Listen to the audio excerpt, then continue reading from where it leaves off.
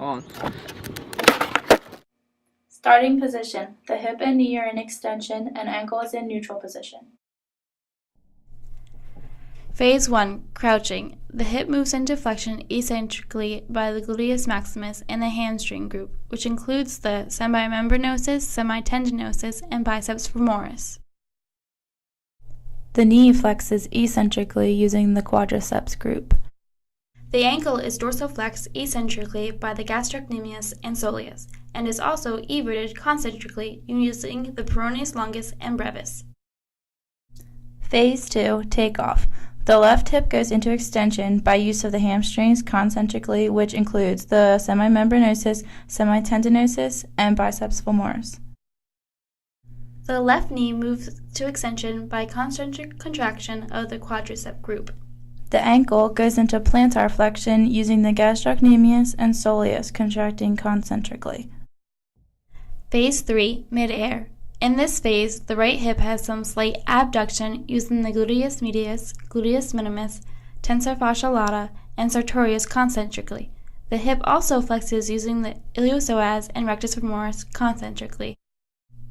The knee uses the hamstring group concentrically to move into flexion. The right ankle inverts and dorsiflexes by use of the tibialis anterior with assistance of the tibialis posterior, flexor hallucis longus, and flexor digitorum longus concentrically. Phase 4. Descending. The hip moves to extension in a concentric contraction using the hamstrings group along with the gluteus maximus. The knee goes from flexion to extension using the quadriceps group by a concentric contraction. The ankle plantar flexes using the gastrocnemius and soleus in a concentric contraction. Phase 5. Landing. The hip moves into flexion eccentrically using the hamstrings group and the gluteus maximus. The knee goes into flexion using the quadriceps group in an eccentric contraction. The ankle dorsiflexes in an eccentric contraction of the gastrocnemius and soleus. Phase 6. Stabilizing.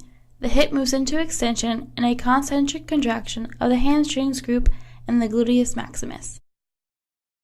The left knee moves into extension using the quadriceps group concentrically. The ankle stays in the same position using the gastrocnemius and soleus in an isometric contraction. Ending position. The hip and knee are in extension. The ankle is in slight dorsiflexion.